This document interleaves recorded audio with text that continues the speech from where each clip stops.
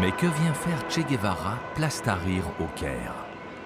Comment peut-il se retrouver au cœur même du printemps arabe quand on pensait sa mémoire sagement rangée dans les bibliothèques occidentales?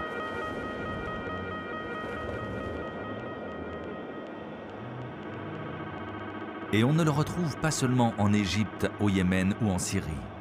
Il réapparaît régulièrement dans les grands mouvements de révolte, comme chez les indignés européens ou auprès des militants de Occupy Wall Street. On pensait le Che devenu inoffensif après 50 années de détournement publicitaire. Une figure de révolutionnaire enterrée sous des tombereaux de produits dérivés, plus kitsch les uns que les autres.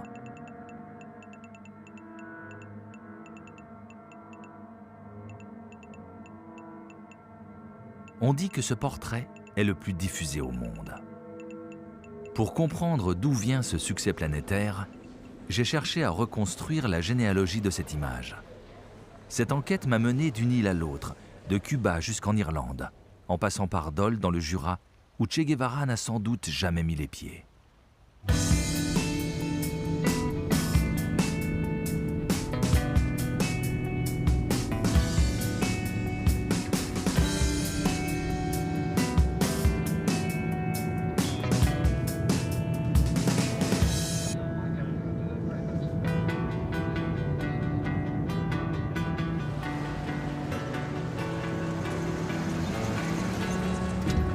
Première étape, La Havane. Pas facile de choisir le bon filtre pour regarder cette ville. On peut se focaliser sur les indéniables succès de la Révolution, l'éducation pour tous, une espérance de vie record pour l'Amérique latine, ou alors capter les signes d'un régime en fin de course, qui égrène depuis 50 ans le même chapelet de slogans et d'images d'Épinal.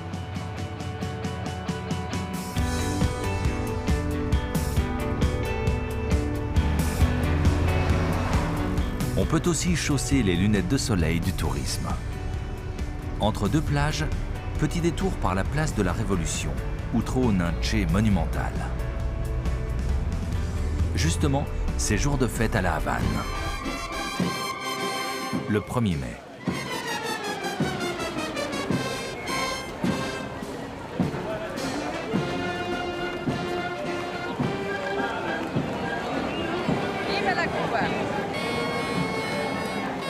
Dans ce défilé du 1er mai à La Havane, Che Guevara a encore plusieurs visages.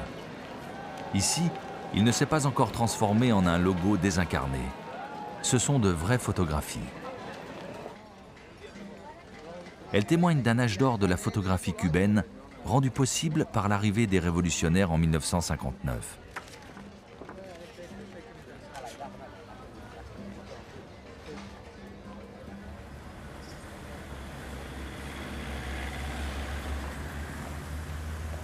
Nous rencontrons Roberto Salas, le dernier acteur vivant de cette explosion créative.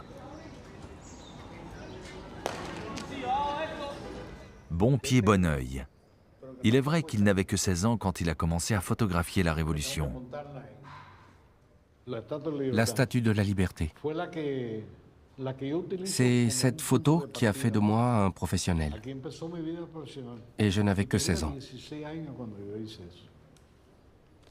Roberto Salas est aussi l'auteur d'une des photographies les plus emblématiques de la période d'effervescence. L'histoire de cette photographie, c'était la première fois que je voyais le Che. Cette photo a été prise au 10e jour de la Révolution. Et je l'ai prise en attendant la lumière d'une allumette. Parce qu'il n'y avait pas de lumière là-bas. J'ai posé l'appareil photo sur le bout de leur table en attendant la bonne allumette. Il en arrive une et boum, j'avais ma photo. Aucun de nous ne venait de la presse. Alberto Corda était un photographe de mode. Corrales faisait de la photo commerciale. Liborio était laborantin. On n'avait pas le même point de vue, ni les mêmes appareils que l'ancienne presse. Avant, il y avait l'appareil grand format et le flash. Et nous autres, on utilisait le petit format, la lumière ambiante. On faisait des reportages avec des photos, du photo-reportage. Raconter une histoire avec des images. Une grande partie de la presse reposait sur la photographie. Avec la révolution, des entreprises quittaient Cuba. Par exemple, la société Cyrus publiait 2 pages de publicité dans le journal. Quand elle s'est retirée, il restait 2 pages blanches. Et alors, avec quoi les remplir? Avec des photographies. Fidel Castro, lui, saura comment remplir toutes ces pages laissées vides par les grandes entreprises. Il mettra très vite en place un récit par l'image, où la révolution est servie par des chevaliers sans peur et sans reproche. Les plus célébrés d'entre eux s'appellent Camillo Cienfuegos et Ernesto Che Guevara. Il est vrai que le parcours de Guevara a de quoi remplir plusieurs cahiers de récits épiques. Dans le maquis de la Sierra Maestra, où s'organise la rébellion contre la junte de Batista, le médecin Ernesto Guevara devient guerriero, ce qui ne va pas de soi. Il y gagne aussi une nouvelle identité. Depuis cette période, on l'appelle le Che.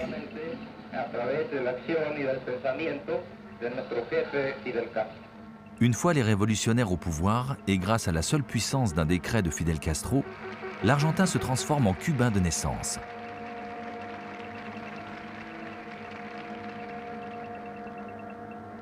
Il est beau ce guerriero, beau et terriblement photogénique.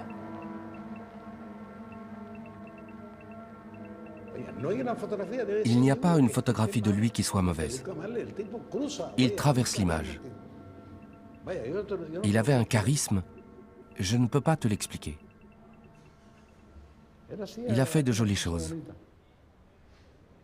Il a gagné sa vie en tant que photographe au Mexique. Il travaillait en agence de presse, il prenait toujours des photos. Chaque fois que sortait un nouvel appareil, il te faisait venir. Et cet objectif, comment est-il? Et cet appareil? Il aimait vraiment ça. Le Che n'aimait pas être pris en photo. Liborio, lui, il avait le droit. Presque tous les dimanches, le Che envoyait une voiture le chercher. Liborio devait travailler. Après, il pouvait prendre des photos. Devenu ministre de l'Industrie, Ernesto Guevara instaure le principe du travail volontaire, où chacun donne de son temps gratuitement pour l'édification du socialisme. Pour être suivi des Cubains, il a besoin de la presse. Alors chaque week-end, il invite fermement Liborio Noval, un photographe du journal Granma qui le suit au champ et à l'usine.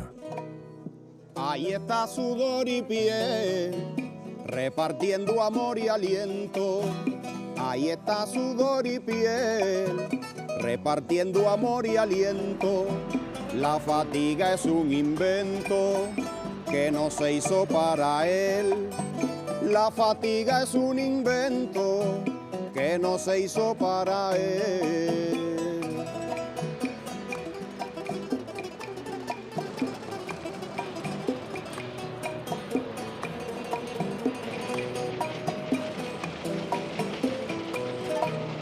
Sube al más alto nivel el esfuerzo productivo, sabe ante el imperativo de un sistema solidario, que el trabajo voluntario tributa al bien colectivo, que el trabajo voluntario tributa al bien colectivo.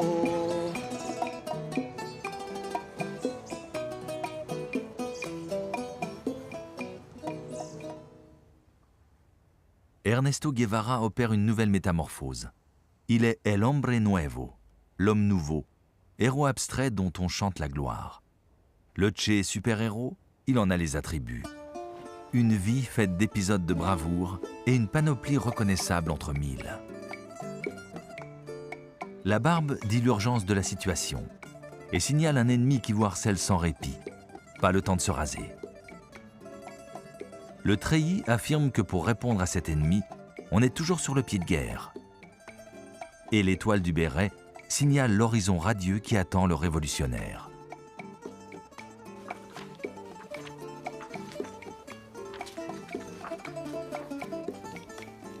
Pour sa thèse à l'université de la Sorbonne, le jeune historien Camille Pouzol a réuni une quarantaine de bandes dessinées qui lui sont consacrées. Elles viennent du monde entier. Je dirais qu'il a compris assez rapidement le poids de l'image et de la photo. Et notamment dans le code qu'a mis en place la révolution cubaine. L'idée de conserver à la fin de la révolution la barbe, le treillis vert, etc. était dans un mécanisme de l'image fortement chargé symboliquement. Pourquoi Guevara a certainement été utilisé dans la bande dessinée? C'est parce qu'il porte en lui l'ADN du héros qu'on peut porter en récit, en fait. On a le voyage en 1952, où là, il va commencer à découvrir les inégalités sociales, l'exploitation par les Américains, il va avoir une prise de conscience. Va devenir ensuite l'épiphanie héroïque, avec l'épiphanie héroïque où il y a là toutes les étapes cubaines, avec la Sierra Maestra, et la bataille de Santa Clara, qui va être le moment en fait, de gloire suprême de Guevara, avec l'attaque du train blindé, qui va sonner le glas de l'offensive de Batista et aboutir à la fuite du dictateur cubain et la prise de pouvoir par les révolutionnaires. Tous les épisodes romanesques qui sont constitutifs de la tradition héroïque sont transposables à la vie de Guevara. Et maintenant, chaque fois qu'on a besoin d'avoir cette idée de révolution, on va faire appel à lui parce que dans l'imaginaire collectif, il est cette incarnation de la révolution, il est cette incarnation de la rébellion, il est cette incarnation de la révolte.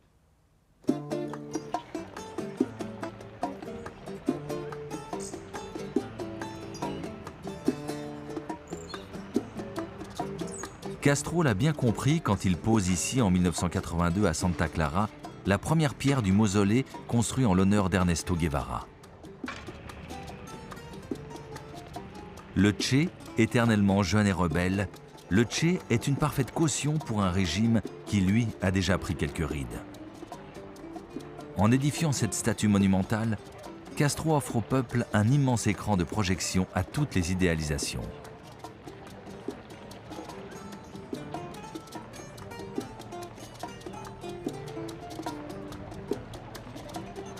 Si le Che a la tête dans les cieux, Castro, lui, se charge encore et toujours des éclaboussures du petit quotidien. Car Ernesto Guevara lui est bien plus utile en bronze ou sur papier glacé qu'en ministre incontrôlable. Quand il se permettait de renvoyer dos à dos les politiques impérialistes des Soviétiques et des Américains, alors que c'est grâce à l'aide de ces mêmes Soviétiques que l'île survit économiquement.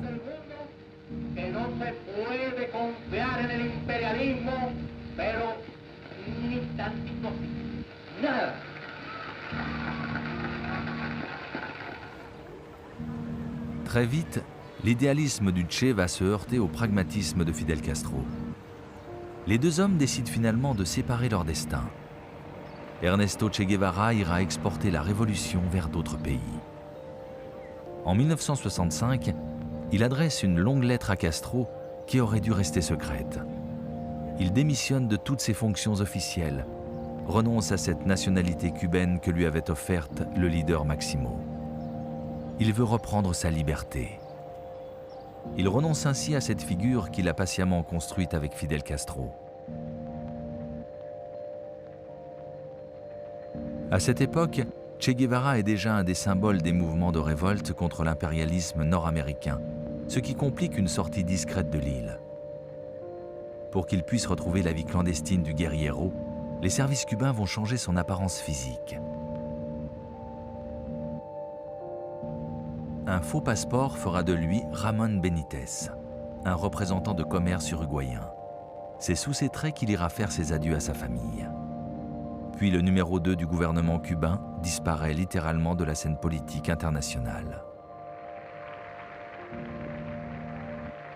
Castro, parfois accusé de s'être débarrassé de son bouillant ministre de l'Industrie, trouve bon de se justifier en rendant la lettre publique.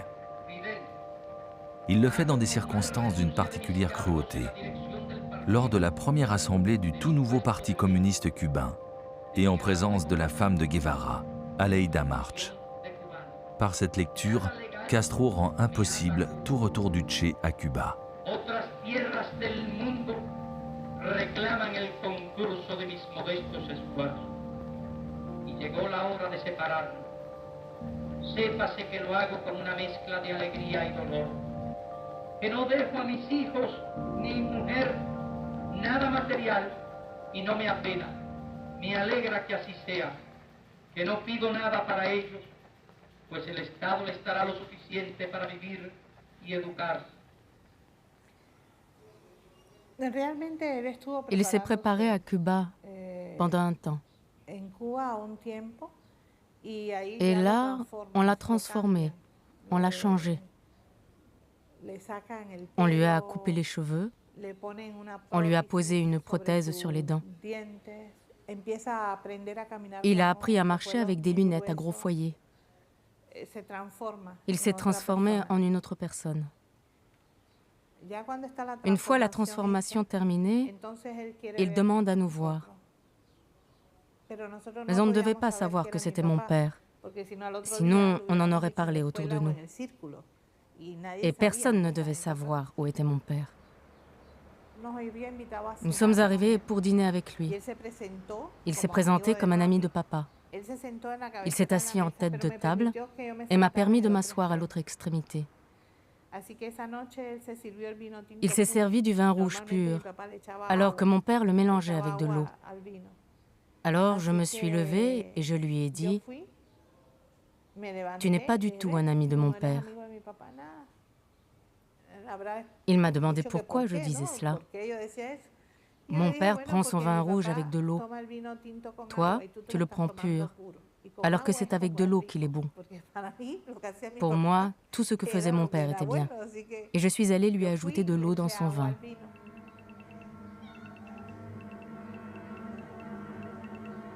Ce n'est pas si facile de devenir une image. Cela passe par des transfigurations et métamorphoses douloureuses. Comme a dû être douloureux pour Guevara cet épisode on ne peut plus romanesque d'un révolutionnaire qui va dire adieu à ses 4 enfants avec la mâchoire, les habits et la voix d'un représentant de commerce.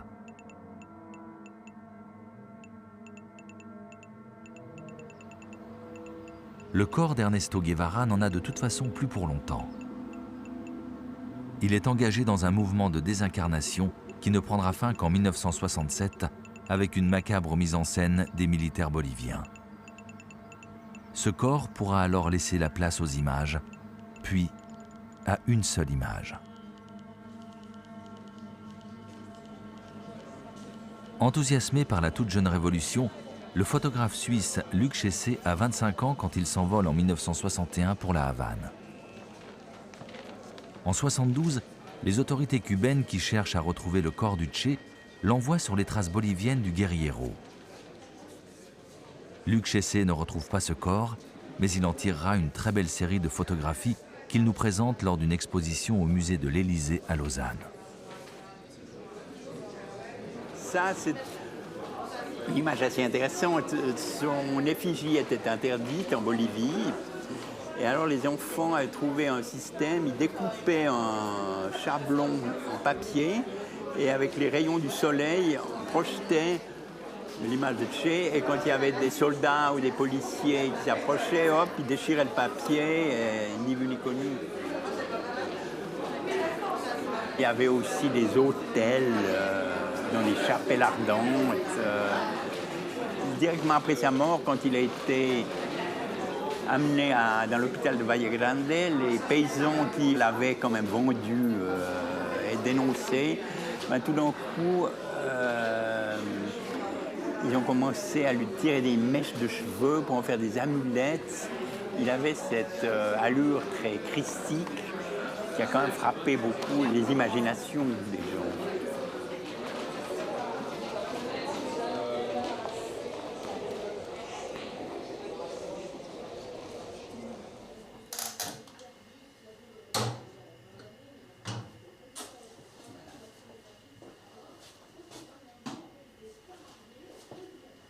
Les dictatures militaires étaient au pouvoir dans la majorité des pays.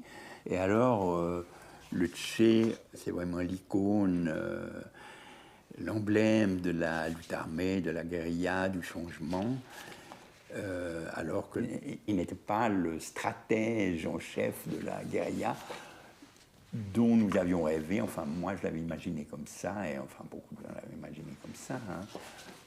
Nous, on a pris à peu près 2 mois pour refaire le périple qu'il avait fait. C'était pas facile, et nous, on n'avait pas l'armée aux trousses. Hein. Pour nous, c'était quand même plus facile.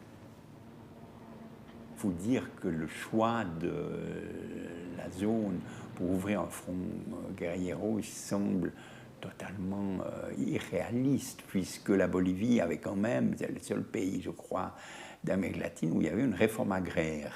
Et donc les paysans étaient propriétaires de leurs terres, de leur misère, si tu veux, mais enfin de leurs terres. Pourquoi ouvrir ce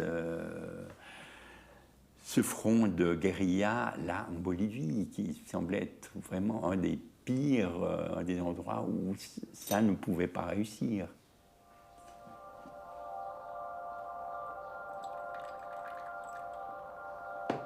Comme Luc Chessé, je suis parti sur les traces du Che en Bolivie.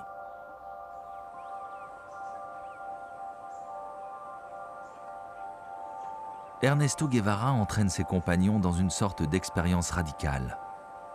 Un long retour à l'état de nature. Ce qu'il cherche dans cet environnement hostile, c'est que chacun aille au plus loin de lui-même. L'homme nouveau sera celui qui sortira vainqueur de cette nature hostile. Ernesto Guevara aime se comparer à Don Quichotte, le chevalier qui avait lu trop de romans. L'expédition commence par une marche d'exploration qui rapidement se transforme en marche forcée, avec des militaires boliviens sur les talons, et enfin en perdition, quand des Cubains égarés, isolés, épuisés, en arrivent à boire leur urine. Le Che, quant à lui, hirsute et asthmatique, blesse sa mule qui refuse d'aller plus loin. Le 8 octobre, jour anniversaire de la capture du Che, j'ai suivi un couple de jeunes Allemands et leur guide bolivien qui leur a vendu ce pèlerinage. C'est qu'il existe un tourisme du Che avec étapes signalées, comme autant de stations d'un chemin de croix. Et sur les traces de celui qui s'est dilué dans ce paysage, nous avons commencé par nous perdre. Ici, il y a un sentier. Où êtes-vous? Vous voyez un chemin? Il y a des traces? Quelle histoire! Nous voilà perdus.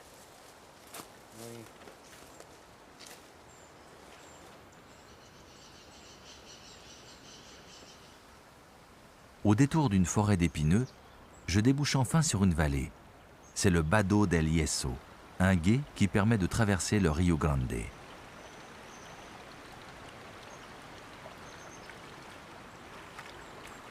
C'est aussi là que s'est fait piéger tout le groupe d'avant-garde des guérilleros. Les militaires postés autour n'ont pas eu de mal à les prendre pour cible dans ce grand espace dégagé, un des rares de la région.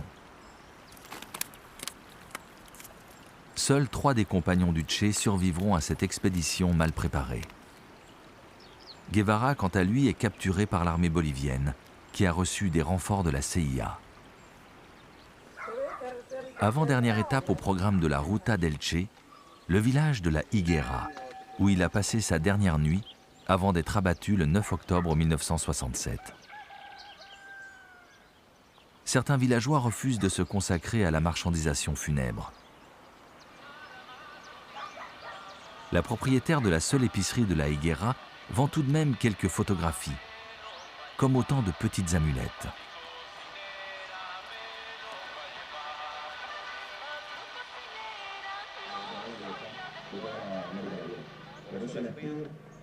À la date anniversaire, la télévision bolivienne retransmet en direct les célébrations.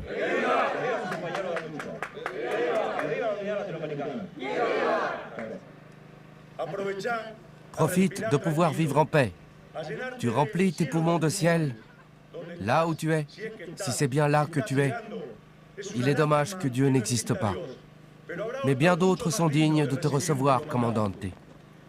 Vive le commandant Ernesto Che Guevara. Vive Cuba. Vive la Bolivie. Vive l'Argentine.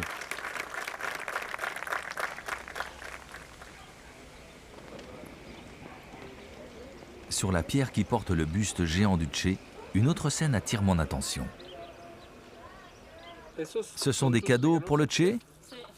Oui, des biscuits, une poule que j'ai préparée, ses chips, son soda. Il y a aussi 1 kilo de pâtes. Tout ça, ce sont mes offrandes à l'hôtel de Che Guevara. Ah oui. Pour qu'il nous aide avec notre santé. Parce que mon frère a eu un accident, il est en fauteuil roulant. Aussi pour ma mère qui ne va pas bien. Je viens de loin.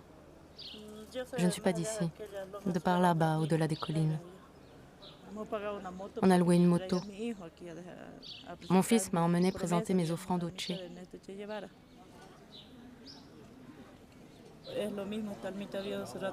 Tout à l'heure, quelqu'un nous a demandé comment vous, des personnes vivantes, pouvez vénérer un mort. Parce que c'est une personne venue mourir ici pour nous, comme le Seigneur. On le prie avec foi et il nous aide. Alors c'est pareil.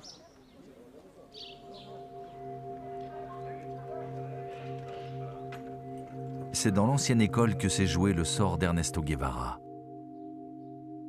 Avec les années, les récits de sa mort ont tellement divergé qu'il devient impossible de démêler le vrai de la légende.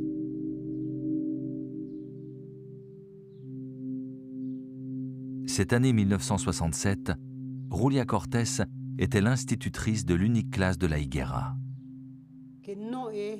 L'école n'était pas celle d'aujourd'hui. Les murs et le toit de l'ancienne étaient en terre. Le Che, son image a totalement changé depuis cette époque.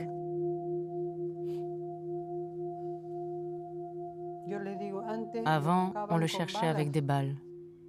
Aujourd'hui, on le cherche avec des bougies.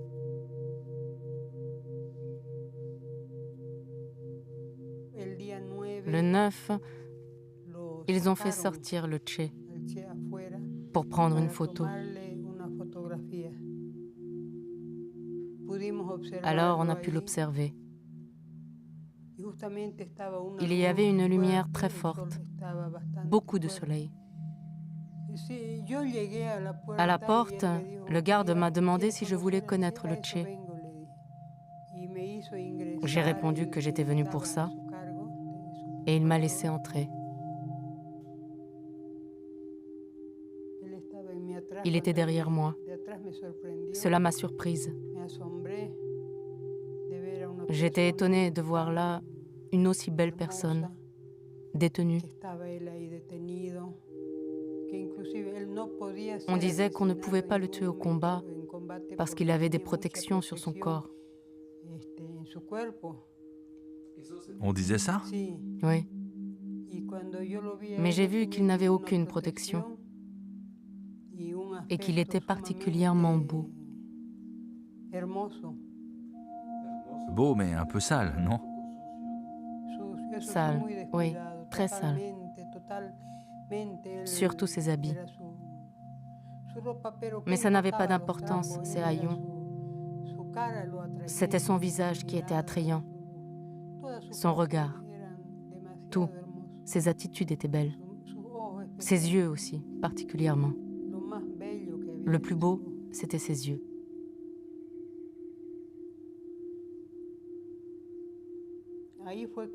C'est là qu'il m'a dit qu'il avait faim,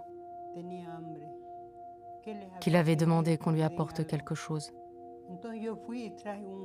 Alors je suis sortie pour lui ramener un bol de soupe que ma mère avait préparé. Je lui ai apporté et je suis partie. C'est alors que j'ai entendu la rafale.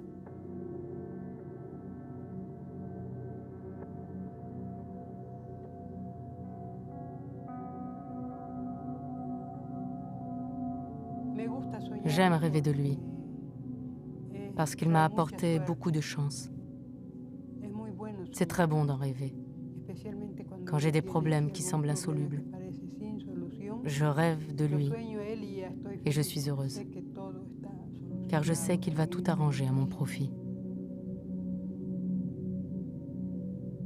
Ernesto Guevara adoré.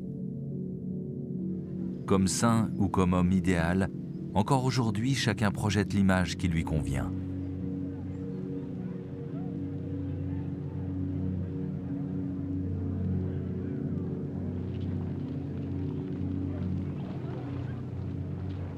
Bien malgré eux, ce sont les militaires boliviens et leurs instructeurs de la CIA qui vont permettre cette étonnante résurrection.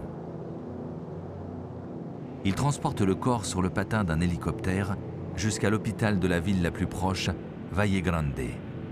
On l'allonge sur un lavoir dans un cabanon isolé.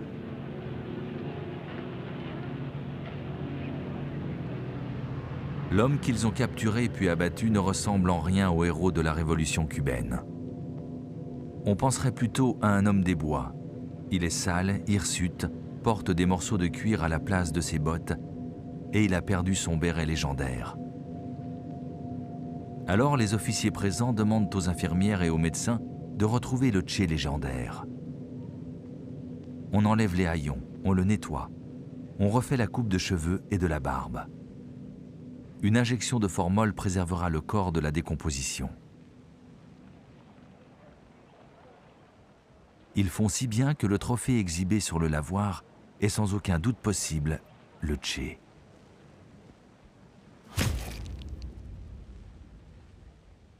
Les photographes de presse sont invités à venir immortaliser la scène. Leurs images feront la une des journaux du monde entier. C'est le premier épisode d'une incroyable résurrection par l'image.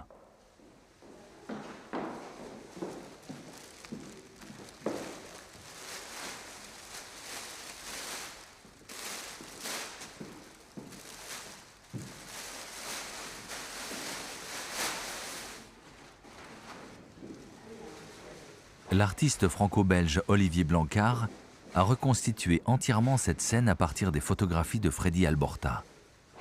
Il présente son œuvre au Musée des Beaux-Arts de Dole. Le côté un peu sale du personnage est tout à fait conforme à l'état dans lequel il était et l'aspect qu'il avait. Les cheveux, par exemple, sont faits de la filasse. Il a été en fait sommairement lavé par les religieuses de l'hôpital de Villa Grande pour lui faire une figure humaine et le rendre, disons, reconnaissable. En fait, il a des traits assez fins, des traits presque féminins. Avec des bijoux, bien maquillés, une jolie robe, il aurait pu faire un très beau travelot sud-américain. Il avait des traits très bien dessinés, une bouche très belle, des yeux. Et alors, la manière dont l'image est advenue est très étrange, puisque ce qui a sanctifié la mort de Guevara, c'est la photographie. Or, Guevara a été lui-même, toute sa vie, un grand pratiquant éclairé de la photographie et aussi un utilisateur au sens qu'il a utilisé la photographie, où il a collaboré, il a coopéré à la scénarisation de son image par les photographes. Les Boliviens croient se laver les mains, c'est-à-dire se débarrasser. C'est une simple formalité, on le tue, on le montre, l'affaire est réglée. Et c'est là que tout commence.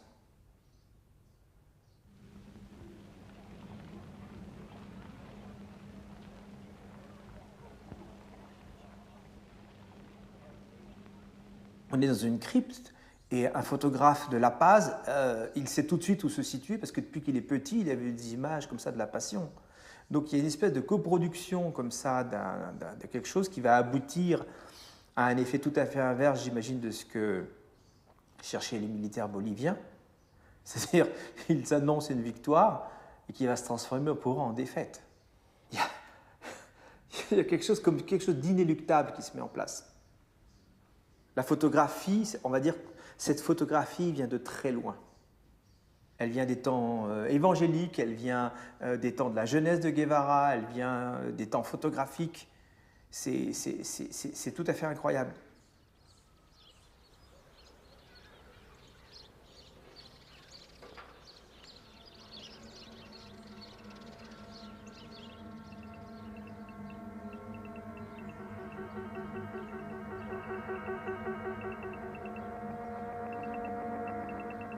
La photographie n'est pas qu'un simple témoin de la vie de Che Guevara. Elle y joue un rôle central, moteur. Elle trace un destin, parce que son idéal était celui d'un homme nouveau, construit par sa propre volonté et contre son propre corps. D'abord héros intrépide, puis ministre exemplaire, enfin icône de la Révolution. Ce n'est pas donné à tout le monde de devenir une image.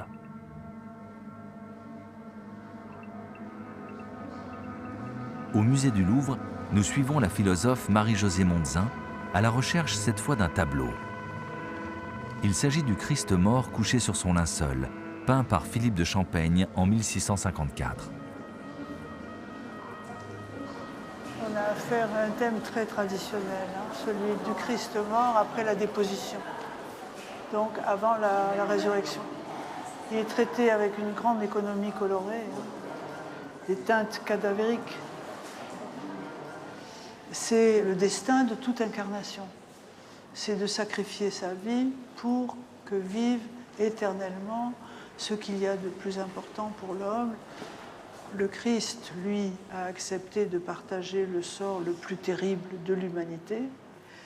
Mettre Che Guevara dans la même scénographie signifie effectivement qu'il est comme l'incarnation de la Révolution, qu'il a été l'incarnation de la Révolution et que la Révolution ressuscitera après lui, qu'il a accepté en étant cette incarnation d'aller jusqu'au sacrifice, en offrant son corps torturé, mutilé, mort, et dans l'éternité d'une image, il devient aussi lieu de recueillement et lieu de promesse. Ça le sort justement de la simple idéologie. Il n'est plus un idéologue, Che Guevara, quand il devient... parce que ceci n'est pas non plus le corps d'un idéologue. C'est un corps divin. Une divinité. C'est que les militaires boliviens ne pouvaient pas faire la dernière image. Leur trophée est très vite devenu un martyr, et ils doivent endosser maintenant le rôle ingrat d'exécuteur des basses œuvres de la CIA. Les étudiants nord-américains engagés dans des luttes contre la guerre du Vietnam, puis les étudiants français, allemands et italiens qui secouent la vieille Europe au printemps 68, tous vont brandir un nouvel étendard. Che vive, le Che n'est pas mort. Car pour répondre à la junte bolivienne, l'unanimité va se porter sur une seule image, qui va éclipser toutes les autres. Une image de transfiguration prise par Alberto Korda en 1960. Une image qui attendait sagement son heure, épinglée dans le studio du photographe. Un portrait complexe qui entremêle l'image du héros révolutionnaire et de la beauté romantique. Pour comprendre son succès, il n'y a sans doute pas à chercher une équation graphique parfaite. Il faut simplement comprendre que ce portrait arrive comme la parfaite réponse aux militaires boliviens, qui pensaient naïvement avoir le dernier mot, la dernière image. Voilà donc Ernesto Guevara, l'homme aux 1000 ruses, expert en métamorphose, celui qui avait peur qu'on le prenne en photo. Ernesto Guevara, devenu une seule image, une seule identité. Alberto Korda nommera son portrait El Guerrillero Heroico. Il disait qu'en prenant la photo du Che, il avait l'intuition que ce serait une bonne photo. Il a marqué le recadrage avec un crayon rouge. C'est à l'éditeur italien Giangiacomo Feltrinelli que l'on doit la diffusion éclair de ce portrait. Feltrinelli entre dans le studio de mon père.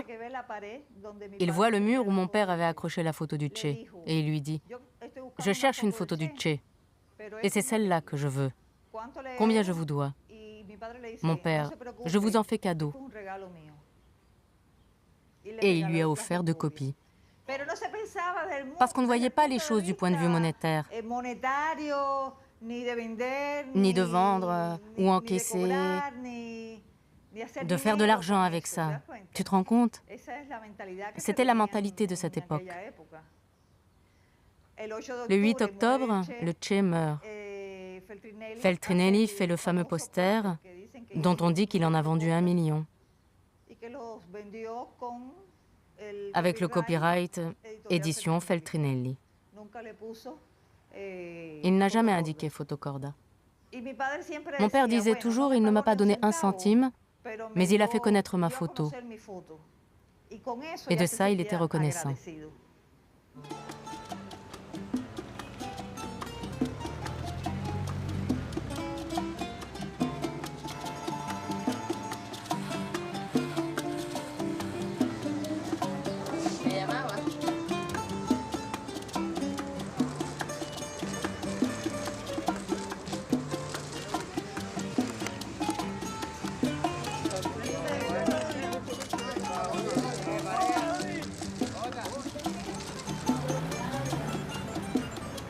Dans la vieille Havane, nous croisons Manolo. Le tatouage qu'il porte est une rente. Il attire les touristes, à qui Manolo propose ensuite différents services.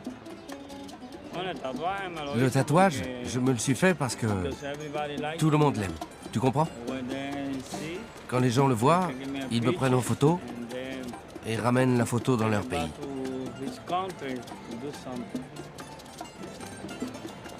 C'est un Che érotique qui a combattu pour notre pays. Il m'a plu depuis tout petit.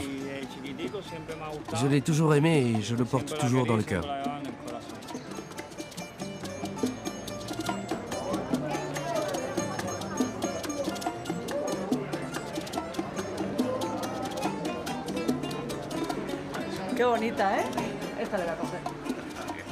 Il n'y a rien d'étonnant à retrouver l'image de Che Guevara reproduite sur les objets les plus improbables. Plutôt qu'une seconde mort, on devrait parler d'une nouvelle vie. La vie d'Ernesto Guevara devenue icône, une image qui vit d'une manière autonome. D'ailleurs, Alberto Corda avait très vite accepté d'être dépossédé de son guerriero heroico. Il avait compris qu'il ne lui appartenait plus. Pas plus qu'une sainte icône n'appartient au peintre qui l'a reproduite. Elle appartient à ses adorateurs et à la force de leur croyance. Ceci est donc l'histoire du portrait d'un homme qui voulait disparaître, pris par un photographe qui accepte de ne pas en être l'auteur. Cette histoire pourrait s'arrêter ici. L'image de Corda perdre de sa force avec le temps, et chacun oublier le destin de ce guerriero si héroïque. Mais voilà, c'était sans compter avec Jim Fitzpatrick, un artiste irlandais qui dès 1968 fera de lui une icône pop.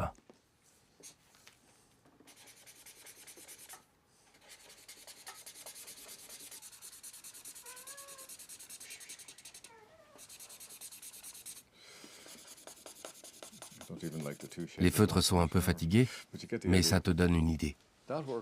J'ai fait cette œuvre à partir de la photographie qui m'a servi de référence. Mais quand je dis référence, en fait, je voulais en faire une image plus iconique.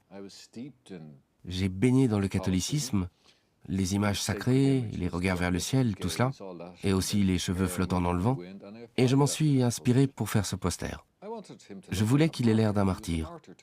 Pour moi, c'était un martyr. Je suis toujours très croyant, et même si le Che ne l'était pas, pour moi, c'est une figure christique qui s'est sacrifiée pour les pauvres, ceux qui n'ont rien. Voilà l'original, avec les instructions d'époque, indiquant comment créer et imprimer le poster du Che. J'ai décidé de créer quelque chose de puissant et graphique. J'étais un grand admirateur des graphistes polonais, où ils simplifiaient tout. Je ne voulais utiliser que des couleurs primaires. Je me suis servi du rouge du drapeau. J'ai utilisé le noir et le blanc, bien sûr. J'étais très influencé par la photo de Corda. Mais je voulais créer une œuvre distincte. Je voulais quelque chose d'évident, qui vous marque à jamais. Je l'ai fait lors de l'hiver 1968 pour l'exposition Vivace à Londres. Ils ont utilisé mon image sans rien demander. Quand je suis retourné à Londres 6 mois après, elle était partout. Ma signature avait été retirée. Quelque part, j'ai été indigné. Pas pour le copyright dont je me fous, mais qu'ils aient enlevé mon nom. Alors j'ai décidé d'abandonner mes droits d'auteur et je l'ai annoncé dans tous les journaux pour les empêcher de l'utiliser à des fins commerciales. Elle devait pouvoir être disséminée partout. J'ai travaillé avec tous les groupes révolutionnaires d'Europe. Je le voulais vraiment très simple à reproduire, pour que toute organisation puisse le faire. À l'époque, je n'utilisais pas la photographie. Il n'y avait pas de photocopieuse ni d'email. Alors j'ai collé la maquette du poster sur la fenêtre, j'ai mis un calque dessus et je l'ai redessiné. J'en envoyais à toutes les cellules qui en demandaient. Je les encourageais à en faire le plus de copies possible. Je voulais qu'ils se reproduisent littéralement comme des lapins. C'est donc le dernier élément qu'il nous manquait pour comprendre l'incroyable viralité de cette image. D'abord, le charisme d'un homme très photogénique. Ensuite, une photographie qui répond parfaitement à une attente historique. Puis des auteurs qui acceptent humblement de s'éclipser. Et enfin, une image tellement simplifiée que chacun peut la reproduire et se l'approprier. D'ailleurs, l'image du Che la plus vendue sur Internet est un montage qui porte à la fois la simplicité, la multiplication et l'absence d'auteur. C'est un faux Andy Warhol, 9 déclinaisons colorées du graphisme de Jim Fitzpatrick. L'image qui est la plus répandue et la plus reproduite, ce n'est pas la photo de Corda, c'est en particulier la version graphique de Fitzpatrick. Et quand on parle donc de ce portrait, on fait comme si on était face à une photographie, alors qu'en réalité, toutes les versions de l'image sont légèrement différentes. Il y a voilà, des petites variations qui sont autant de formes graphiques qu'on assimile dans une sorte de syncrétisme très caractéristique de l'imagerie populaire à une image, alors qu'en réalité, il y en a beaucoup. Le repère qui est celui de Fitzpatrick à cette époque, ce sont les travaux de postérisation de Warhol. Ce principe iconographique, il vous embellit. Alors, le Che, il était déjà tout à fait beau gosse, hein, mais dans cette version éthérée, postérisée, graphique, il devient encore plus superbe. Une des caractéristiques que je trouve les plus passionnantes probablement de Guerriero Heroico, hein, cette icône, qui n'est plus Che Guevara, c'est que toutes ces manifestations, on dit que c'est l'image la plus reproduite dans le monde, ce n'est pas seulement l'image la plus reproduite, en fait, toutes les versions existantes de Guerriero Heroico sont des images éditées, c'est-à-dire des images qui sont sur des posters, sur des t-shirts, sur tout un tas d'objets qui sont des objets appropriables. Et c'est précisément parce qu'une image comme celle-là est aussi vide que chacun peut y mettre ce qu'il veut, ou presque. Alors, voilà. Là, on a Che Guevara qui écoute de la musique. Voilà, avec des écouteurs. On va peut-être pas mettre celui-là. Ah, là, on va retrouver des copains qui l'ont sur la peau. Parce qu'on parlait des supports sur lesquels on peut porter le Che, il y en a pas mal qui l'ont tatoué à même la peau. Et dont Diego Maradona.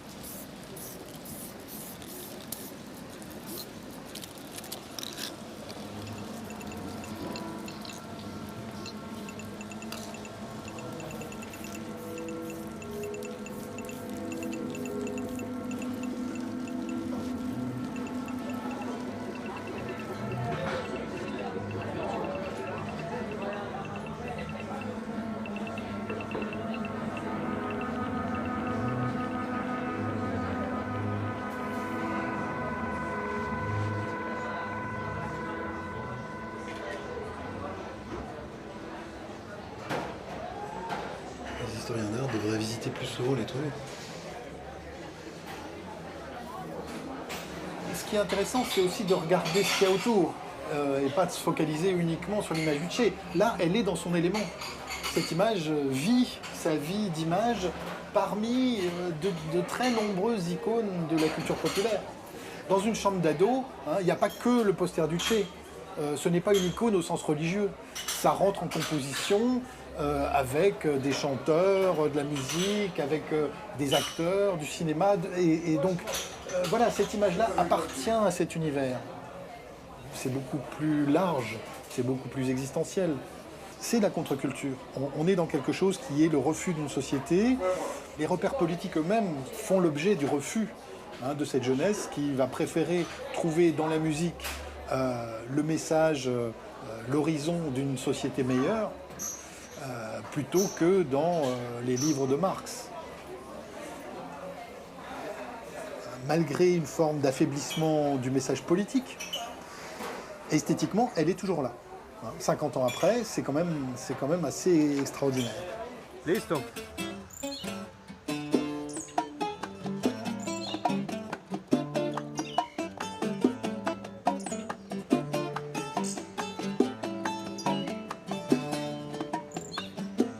Logo marketing côté pile, icône de la révolte côté face.